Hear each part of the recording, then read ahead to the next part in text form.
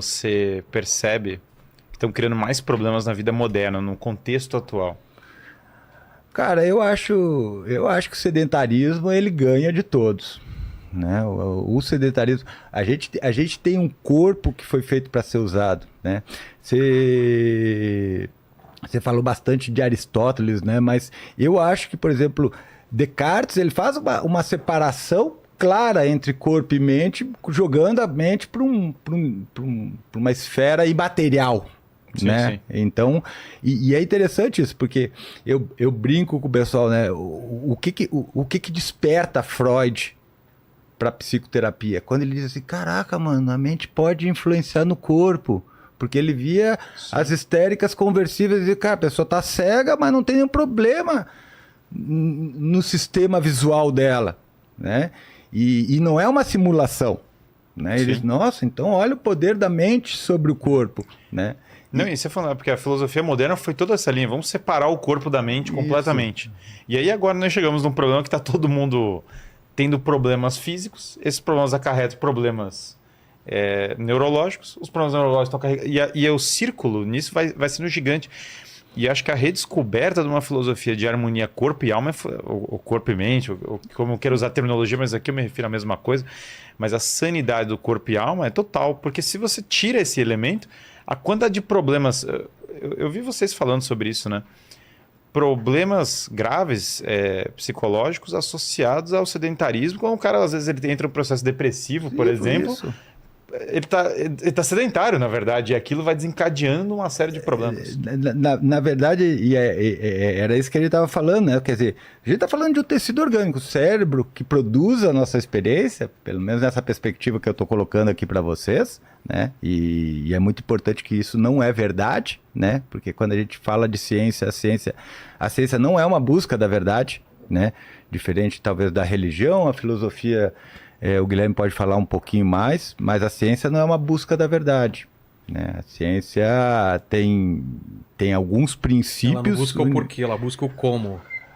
Eu diria que ela busca modelos explicativos, certo? Então, por exemplo, essa história, por exemplo, a gente não vê um triângulo na natureza, um triângulo retângulo perfeito. Sim, sim. Isso é uma abstração. Agora, você pode usar o triângulo retângulo e todas as abstrações dele para calcular a área de uma montanha, por exemplo. Entendi. Certo? Então, tem essa questão que é bastante relevante para nós.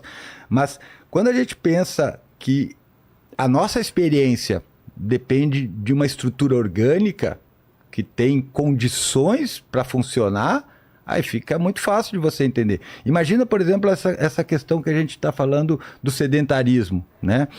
Pensando no cérebro, você sabe quanto que o cérebro consome de oxigênio? Não. 15% do oxigênio que você consome. Sabe quanto é que é o peso corporal do cérebro? 2% do peso corporal. Então você está falando de uma estrutura que é altamente dependente de oxigênio. Então imagina o que acontece se tua capacidade cardiovascular ela diminui. Você já vai ter menos disponibilidade de oxigênio. Se você tem menos disponibilidade de oxigênio, se você tem menos dinheiro em casa, o que você faz? Você corta o que é prioritário ou você corta os luxos? Os luxos. Para nós, o luxo é a nossa capacidade de abstração, de raciocínio. Certo? É a nossa capacidade de regular a emoção, de pensar na nossa condição, de refletir sobre ela e de encontrar soluções para ela.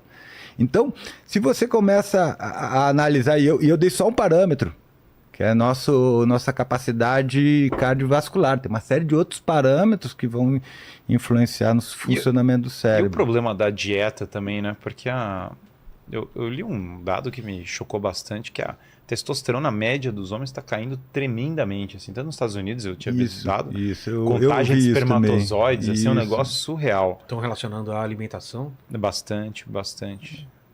Assim, Cara, sobrepeso. Eu não relacionaria exclusivamente a alimentação. Principalmente, a coisa que mais baixa a testosterona é estresse. Pelo menos até as informações que eu tenho, cara. Estresse baixa muito a testosterona. Mas com certeza, sobrepeso é um fator. Acho que é. E assim, as pessoas estão. Teve queda de expectativa de vida em países desenvolvidos, que é uma loucura, assim, em pleno. Com o avanço da medicina, com o avanço de várias outras coisas. E é engraçado, porque então a testosterona vai baixando. Então, uma quantidade de pessoas com sobrepeso crescente na sociedade. Isso me parece que claramente tem a ver com a dieta. Muitas pessoas com alta taxa de glicose também, né? Acho que esse é um ponto meio associado. E a coisa das telas também, né? Porque o cara, enfim, tem hoje também uma exposição a telas. Como é que você vê essa coisa da exposição às telas, assim, né? Eu acho, cara, não dá para nem demonizar nada, nem, mas assim, eu acho que a exposição excessiva às telas aqui a gente tá querendo achar o meio termo. Qual que é o caminho bom, né? Eu tenho uma posição interessante, assim, que exposição a telas, alimentação inadequada, hipercalórica, sedentarismo, de uma certa maneira, eles já são condições que eu vou chamar de reativas, né? A pergunta é, por que se procura comida altamente calórica quando você não está com fome? Porque você não está querendo alimentar seu estômago.